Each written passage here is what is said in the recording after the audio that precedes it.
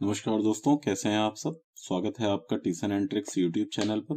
दोस्तों, आज हम लोग बात करेंगे आर्टिकल 29 और 30 की।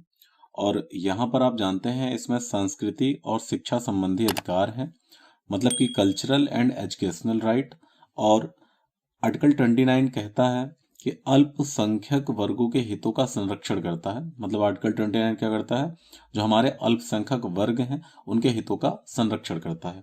और आर्टिकल 29 में जो पहला पार्ट है उसमें क्या है, उसमें कहा गया है कि भारत के सभी नागरिकों को, तो यहाँ ध्यान दीजिएगा नागरिक, तो मैं जहां आपको अंडरलाइन कर रहा हूँ बोलूँ ध्यान देने के लिए, वहां ध्यान दीजिएगा।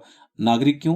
क्योंकि मैंने आपको एक दिन बहुत मतलब पहले के लेक्चर में मैंने आपसे बताया था, एक रफ वर्क करता हूँ, बताया था कि कुछ आर्टिकल सिर्फ जो है नागरिकों के लिए हैं, जैसे आर्टिकल 15।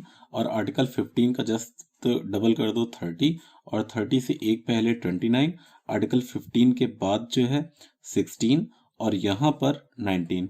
ये देखिए बिल्कुल पास पास, ये दोनों पास पास, और 19 29 से ये, तो इतने जो है सिर्फ नागरिकों को हैं। नागरिकों को मतलब विदेशियों को नहीं, नागरिकों के लिए यहाँ और विदेशी के लिए नहीं। तो ये चीज आपको पहले हो चुकी है। तो देखिए ये 29 हम पढ़ रहे हैं यहाँ पे, तो इस वजह से ये टर्म लिखा हुआ है कि भारत के सभी नागरिकों को तीन चीज को बनाए रखने का अधिकार होगा, भाषा, लिपि और संस्कृति। मतलब ये तीन चीज जो है वो अपना बनाए रख सकते हैं। कौन कौन सी चीजें? भाषा है, लिपि है और संस्कृति है। दोस्तों, मैं इस पेज का जैसे अब ये लिख दे रहा हूं तो ये तो बेकार हो गया, तो मैं इसका पीडीएफ जो है लिंक आपको दे देता हूँ नीचे, तो आप डिस्क्रिप्शन से पीडीएफ डाउनलोड कर सकते हो। और अगर एक बार वीडियो देख लिए फिर आप कब क्विक रिवीजन करना चाहें तो जल्दी जल्दी कर सकते हैं। दूसरे पार्ट में कहा गया है, राज्य द्वारा पोषित या राज्य निधि से सहायता प्राप्त शिक्षा संस्थानों में केवल चार आधार पर, ये केवल शब्द भी ध्यान देना है, और चार आधार, ठीक है। कौन कौन से चार आधार हैं?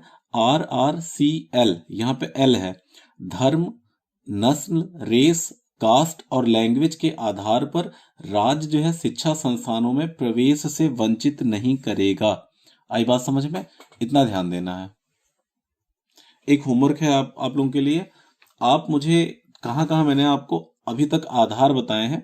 जैसे आर्टिकल 15 में आधार बताया गया है, 16 में बताया गया है, ऐसे ही जहां जहां पर भी आपको आधार बताया गया, जैसे अभी ये 29 में आधार बताया गया है।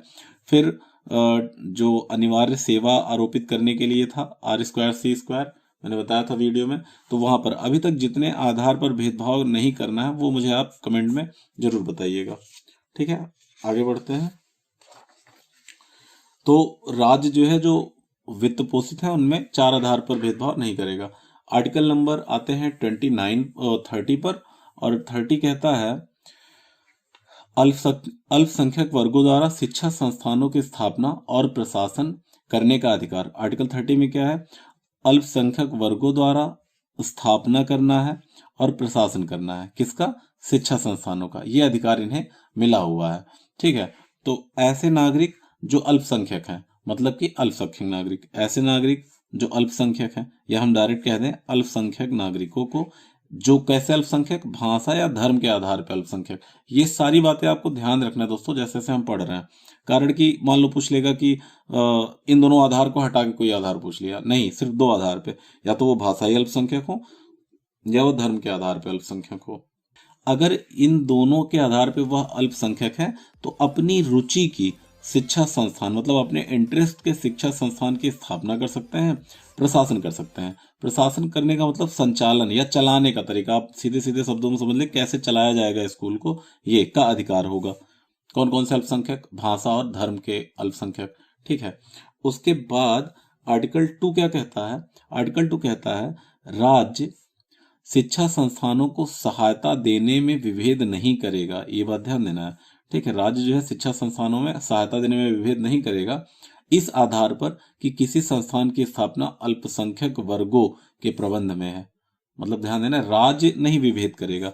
अल्पसंख्यकों को अधिकार है कि वो अपना जो है अपनी रुचि के शिक्षा संस्थान खोलें, उनकी स्थापना करें, उनका प्रशासन करें, लेकिन राज्य विभेद नहीं करेगा। एक यहाँ पे संशोधन के द्वारा कुछ जुड़ा हुआ है, और वो यह है आर्टिकल 1 का में, राज्य है वो संपत्ति के अर्जन की विधि ऐसी बनाएगी कि जिससे दिया गया रकम राशि इतनी हो। किसके दिया गया रकम? जो अल्पसंख्यक, मान लीजिए जैसे अल्पसंख्यक की कोई संपत्ति है, ठीक, तो जैसे अभी हाईवे वगैरह बनता है तो राज्य क्या करती है, एक्वायर कर लेती है संपत्ति को। तो ऐसे ही मान लीजिए अल्पसंख्यक ने कोई चीज बनाया हुआ है वहां पे अपना संस्थान, और वहां से सरकार को वो एक्वायर करना है, तो उस विधि में रकम या राशि इतनी दी जाएगी इस जिससे इनके अधिकार निर्बंधित या निष्कृत निराकृत ना हो। अर्थात यहाँ पर ध्यान देना है, इनको मार्केट वैल्यू में पैसा लेना है। मार्केट वैल्यू, एक होता है मार्केट वैल्यू, मार्केट रेट, एक होता है सर्किल रेट। तो मार्केट रेट पे इनके जो है मतलब मार्केट रेट पे इनको जो है पैसा मिलेगा, मतलब कुल मिला के समझ लीजिए इनके मूल अधिकार वंचित ना हो। तो ध्यान देना है, राज्य जो एक्विजिशन के लिए जो एक्ट लाएगा उसमें रकम की राशि इतनी होगी कि इनके मूल अधिकार निर्बंधित ना हो। अच्छा दोस्तों, आर्टिकल 19 में यही लिख दे रहा हूँ, अब मतलब इससे संबंधित नहीं है तो यहाँ लिख दे रहा हूँ, आप यहाँ पे ध्यान दीजिएगा। आर्टिकल 19 में हमें अपने रुचि का व्यवसाय करने का अधिकार है, हाँ है। आर्टिकल 26 में हमें जो है धार्मिक कार्यों में प्रबंधन करने का अधिकार है। 27 टैक्स वाला था। तो ऐसे में हमारे पास कोई ऐसा नहीं है कि ये अल्पसंख्यक के लिए एक्ट बन गया और फिर अब क्या होगा, तो बाकी लोगों को पास भी ऐसा अधिकार है, बशर्ते कि ये अलग से कोई एक ऐसी विधि नहीं बनी हुई है। ठीक है दोस्तों, अब आते हैं जरा सा कुछ बातों पर जो थोड़ा सा मेंस के लिए भी जरूरी है, तो उसको फिलहाल बाद में बात करेंगे। जैसे अल्पसंख्यक किसे माना जाएगा और आधार क्या होगा इसका। तो आधार मैं आपको बता दूं कि 50% पॉपुलेशन, वो भी राज्य में, जो राज्य में 50% पॉपुलेशन से कम होंगे वो सब अल्पसंख्यक होंगे। मतलब कि ऐसा भी हो सकता है कि एक राज्य में कई सारे अल्पसंख्यक हों।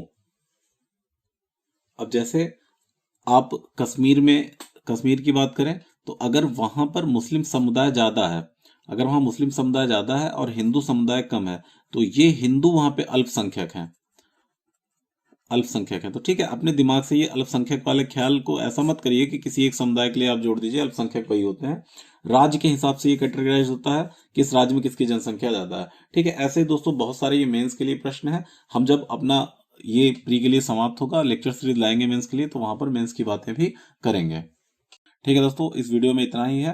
अगर वीडियो पसंद आया तो प्लीज़ इसे लाइक करें, शेयर करें, सब्सक्राइब करें, और दोस्तों कमेंट भी करें कि आपको यह कैसे लगा है और नेक्स्ट वीडियो आप किस टॉपिक पर चाहते हैं, या कौन सा टॉपिक आपको भूलता है बार बार, तो मैं उस पर भी वीडियो आपके लिए बनाऊंगा। Thank you very much.